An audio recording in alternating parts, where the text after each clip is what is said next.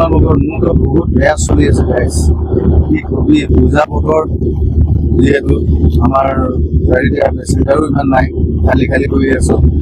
কি কৰিব আৰু এচা পুৰা গাড়ী খালী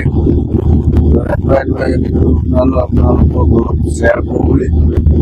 বহুত দিন ভিডিঅ' দিব পোৱা নাই মোৰতো এইটো মোবাইলটো প্ৰব্লেম কৰি আছিল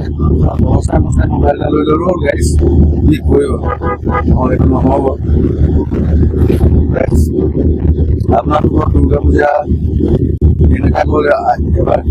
আগত মই দুৰ্গা পূজা মানে মন্দিৰটো মই যোৱাই নহ'ল বাৰু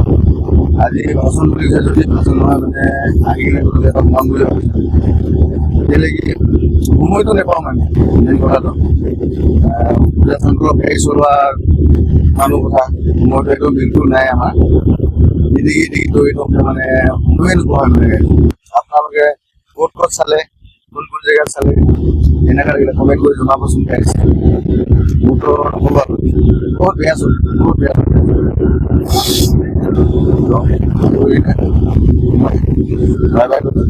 লাইক কমেণ্ট আৰু ফ'ল' কৰিবলৈ নাপাহৰিব আপোনালোকৰ আশীৰ্বাদত আৰু আগ্ৰহী মানুহ দাদা বেলেগ